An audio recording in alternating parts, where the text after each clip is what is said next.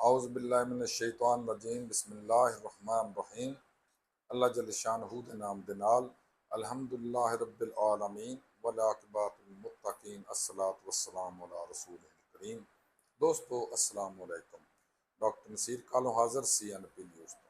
दोस्तों अज दे छोटे छोटे टॉपिक ने जित्ते मैं गल करनी चाह रहा। सब तो पहले आ गया कि साडी एक मिनिस्टर साहबा पंजाब दी ने अपने असैंबली के अंदर खड़िया होकर क्या अगर जहाज़ असी लै लिया तो तुहानू की तकलीफ आ।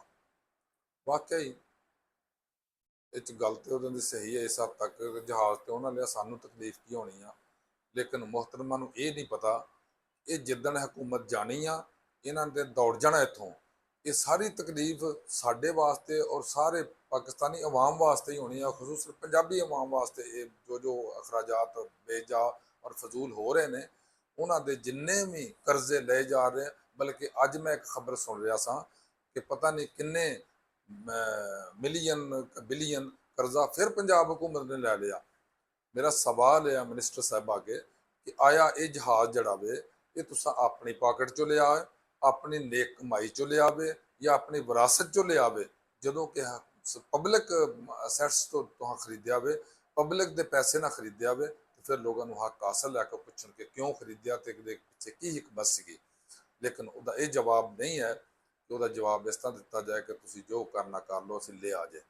दूसरी गल यह कि एक बने ये अशराफिया जड़े आ जहाज़ों से मौज मेले करते फिर रहे हैं, बिल्कुल दूसरे पासे कल ही एक सफाई सुथराई पंजाब जरा नाम से एक बनाया वा तमाशा, वह एक बेचारा वर्कर खुदकुशी करके मर गया सिर्फ इस बिना ते ਉਹਦੀ ਜਿਹੜੀ ਕੋਈ ਦਿਹਾੜੀਆਂ ਲੱਗੀਆਂ ਸੀ ਜਾਂ ਉਹ ਜਿਹੜੀ ਮਜ਼ਦੂਰੀ ਸੀ ਜਾਂ ਉਹਦੀ ਤਨਖਾਹ ਸੀ ਜਾਂ ਉਹਦੇ ਵੇਜਸ ਸਨ ਉਹ ਨਹੀਂ ਸੀ ਦਿੱਤੇ ਜਾ ਰਹੇ। ਬਲਕਿ ਉਹਨੇ ਇਸ ਦੇ ਖਿਲਾਫ ਇhtਜਾਜ ਕੀਤਾ ਕਿ ਬਈ ਮੇਰੇ ਤੁਸੀਂ 40,000 ਕਿ 35,000 रुपया पर मंथ जरा कमिटमेंट की सी या ऐलान किया तो दिन मैनू 18, 19, 20,000 दे हो तो लिहाजा मेरी तनख्वाह पूरी की जो मेरा गुजारा नहीं होंदा।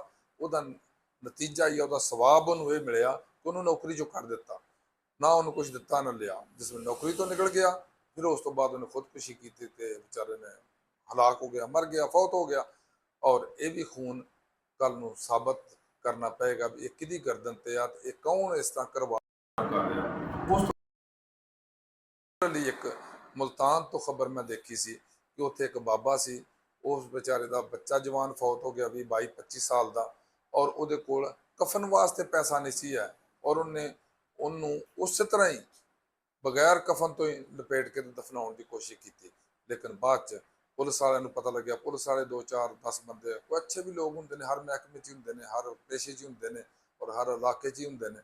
उन्होंने फिर फंड्स इकट्ठे करके चंदा शंदा इकट्ठा करके को 200, 100, 50 पा के फिर उन्होंने कफन करवा के तो फिर दफन किया। ये हाल है साढ़े पंजाब के लोगों का और ये हाल है दूसरी बिल्कुल 180 डिग्री से साढ़े मुक्तदरिया का। उस तो बाद ईरान अमरीका का अल्लाह का शुक्र है कि ईरान अमरीका ने फिर लड़ाई झगड़ा शुरू कर लिया सी, हुण फिर वो किसी हद तक सैटल हो गए हैं। लेकिन ईरान का मामला बड़ा सीरीयस है, बड़ा छोटा जिहा मामला नहीं है। क्यों? उत्थों की पब्लिक साढ़े वर्गी नहीं है, उत्थों की पब्लिक हुकूमत नूं नक चने पवा देंदे ने। हुण इन्हां जिस मामला शुरू किए सी अपने शुरू किया सी ना मुज़ाकरात, उन्होंने खप पाती सी कि अगर हमारे साडे मुल्क के खिलाफ या साडी रवायत के खिलाफ कोई भी मुआहदा किया गया असीं तुहाडे गर्दन पकड़ांगे, हुक्मरान नूं कहा सी। और यही चीज़ उत्थों के साडे जिहड़े उन्हां दे वड्डे सरबराह ने खामनाई साहब उन्होंने भी बहुत नापसंद आ कि जे अगर कोई शर्तां ऐसियां आ जाण विच जिन्होंने मनना असीं मनीए और साडा नक नीचे लग जाए या असीं जिन्ना नुकसान उठाया असीं होर नुकसान उठाइए। इस वास्ते वो कौम और कौमां दे अपने एक बड़े बड़े स्टेटस होंदे ने और उन्होंने स्टेटस को बरकरार भी रखना चाहिए, अपनी सोचां नूं बरकरार रखना चाहिए। लेकिन मैं चंद दिन पहले देख रहा था कि बड़े सगीर इनकलूडिंग साडा इलाका ईरान सब तो ज़्यादा एजुकेटेड लोग ने। अगर इस इलाके इंडिया, पाकिस्तान, बांग्लादेश, नेपाल वगैरह अफगानिस्तान इन्होंने सारे बेहतरीन एजुकेशन का स्टेटस जोड़ा है वो ईरानिया का वा। और ईरानियन एक कौम बड़ी पुरानी तहजीब उन्होंने और उन्होंने जो सोच रहे हैं अपने मुल्क वास्ते सोच रहे हैं और अपने वकार वास्ते सोच रहे हैं, बड़ी अच्छी गल। उस तो बाद ਗੋਮਲ ਯੂਨੀਵਰਸਿਟੀ ਹੁਸ਼ਿਆਰ, ਗੋਮਲ ਡੇਰਾ ਇਸਮਾਈਲ ਖਾਨ ਗਾਲਪਨ ਪਿਸ਼ਾਵਰ ਮਤਲਬ KP ਚ, ਉੱਥੇ ਇੱਕ ਹੈ ਸਨ ਵਾਇਸ ਵਾਇਸ ਕੀ ਕਹਿੰਦੇ ਨੇ ਉਹਨੂੰ, ਹੈਡ ਸਨ ਮਤਲਬ ਯੂਨੀਵਰਸਿਟੀ ਦੇ ਵਾਇਸ ਚਾਂਸਲਰ। ਵਾਇਸ ਚਾਂਸਲਰ ਨੇ ਉੱਥੇ ਇਨਕੁਆਇਰੀ ਕਰਾ ਕੇ ਕੋਈ 200 ਦੇ ਕਰੀਬ ਬੰਦਿਆਂ ਦੀ ਸੁਨੀਦ ਹੈ ਜਿਹੜੀ ਖਬਰ ਮੈਂ ਸੁਣੀ ਆ ਕਿ 200 ਬੰਦਿਆਂ ਦੇ ਜਾਲੀ ਡਿਗਰੀਆਂ ਪਕੜੀਆਂ, ਜਿਹਨਾਂ 'ਚ ਬੜੇ ਬੜੇ ਆਲਾ ਅਰਫਾ ਲੋਕ ਵੀ ਸ਼ਾਮਿਲ ਨੇ, ਤੇ ਉਹਦਾ ਹੱਲ ਇਹ ਕੱਢਿਆ ਚੀਫ ਮਿਨਿਸਟਰ ਜਨਾਬ ਸੁਹੇਲ ਅਫਰੀਦੀ ਸਾਹਿਬ ਨੇ ਕਿ ਉਸ ਬੰਦੇ ਨੂੰ ਹਟਾਤਾ ਨੌਕਰੀ ਤੋਂ, ਉੱਥੋਂ ਪਰੇ ਕਰ ਦਿੱਤਾ, ਨਾ ਰਹੇਗਾ ਬਾਂਸ ਔਰ ਨਾ ਵੱਜੇਗਾ ਬਾਂਸਰੀ। ਅਗਰ ਇਮਰਾਨ ਖਾਨ ਦੀ ਗੱਲ ਸੁਣੀਏ ਉਹ 100% ਹੋਰ ਆ ਕਿ ਮੈਰਿਟ ਤੇ ਹਰ ਕੰਮ ਹੋਣਾ ਚਾਹੀਦਾ, ਲੇਕਿਨ ਇਹਨਾਂ ਦੇ ਜਦੋਂ PTI ਹੁਕੂਮਤ ਦਾ ਅਗਰ ਹਾਲ ਦੇਖਨੇ ਆ ਇਹ ਬਿਲਕੁਲ ਮੈਰਿਟ ਦੇ ਉਲਟ ਜਾ ਰਹੇ ਨੇ, ਔਰ ਅਗਰ ਕੋਈ ਚੰਗਾ ਕਰਨ ਲੱਗਾ ਤਾਂ ਉਹਦਾ ਉਹੀ ਹਾਲ ਆ ਜਿਸ ਤਰ੍ਹਾਂ ਬਾਕੀ ਹੁਕੂਮਤਾਂ 'ਚ ਹੋ ਰਿਹਾ। ਉਸ ਤੋਂ ਬਾਅਦ ਚੱਲਦੇ ਆ Jio TV ਦੀ ਬੰਦਿਸ਼। Jio TV ਦੀ ਬੰਦਿਸ਼ ਆਖਰ ਵਜ੍ਹਾ ਤੇ ਕੋਈ ਹੋਈ ਸੀ ਨਾ, ਮੇਰੇ ਪਿਆਰੇ ਨਬੀ ਸੱਲੱਲਾਹੁ अलैहि वसल्लम ਦੀ ਸ਼ਬੀ ਮੁਬਾਰਕਾ, ਤਸਵੀਰ ਮੁਬਾਰਕਾ ਦਿਖਾਉਣ ਤੇ ਸਾਨੂੰ ਬਹੁਤ ਬੜਾ ਇਤਰਾਜ਼, ਸਾਨੂੰ ਬਹੁਤ ਬੜਾ ਇਤਰਾਜ਼। ਔਰ ਇਹੀ ਵਜ੍ਹਾ ਤੁਸੀਂ ਦੇਖੋ ਕਿ ਜਿਹੜੇ ਅੰਗਰੇਜ਼ਾਂ ਵੀ ਨੇ ਜਿਹੜੇ ਕੋਈ ਫਿਲਮਾਂ ਬਣਾਈਆਂ ਜਾਂ ਡਰਾਮੇ ਬਣਾਏ ਨੇ, ਉਹ 'ਚ ਹਜ਼ੂਰ ਦੀ ਸ਼ਬੀ ਜਾਂ ਤਸਵੀਰ ਕਦੇ ਨਹੀਂ ਦਿਖਾਉਣਗੇ, ਕਿਉਂਕਿ ਸਾਡਾ ਦਿਲ ਆਜ਼ਾਰੀ ਹੁੰਦੀ ਆ।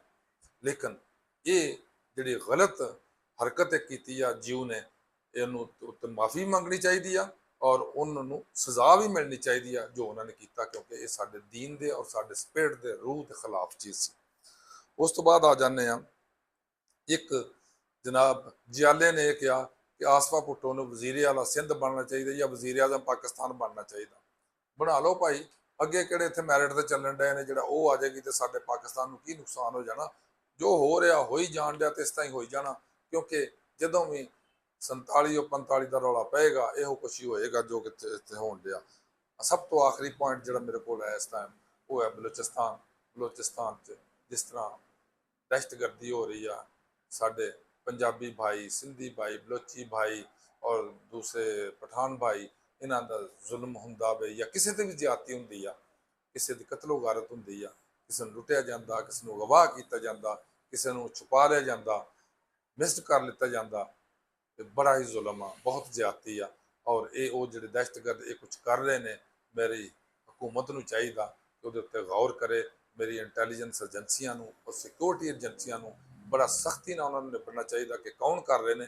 ਜਿਹੜਾ ਵੀ ਕਰ ਰਿਹਾ ਉਹ ਇਸ ਕਾਬਲ ਨਹੀਂ ਹੈ ਕਿ ਉਹਨੂੰ ਮਾਫੀ ਦਿੱਤੀ ਜਾਏ, ਕਿਉਂਕਿ ਬਹੁਤ ਸਾਰੀ ਜਗ੍ਹਾ ਤੇ ਬਲੋਚਿਸਤਾਨ ਦੇ ਅੰਦਰ ਹੁਣ ਵੀ ਦਿਨ ਦੇ ਟਾਈਮ ਲੋਕ ਨਹੀਂ ਜਾ ਸਕਦੇ, ਇਸ ਵਾਸਤੇ ਟ੍ਰੇਨਾਂ ਅਗਵਾ ਹੋ ਜਾਂਦੀਆਂ ਨੇ, ਉਹ ਤੋਂ ਗੱਡੀਆਂ ਅਗਵਾ ਹੋ ਜਾਂਦੀਆਂ ਨੇ, ਬੱਸਾਂ ਤੋਂ ਉਤਾਰ ਕੇ ਲੋਕਾਂ ਨੂੰ ਕਤਲ ਕਰ ਦਿੱਤਾ ਜਾਂਦਾ।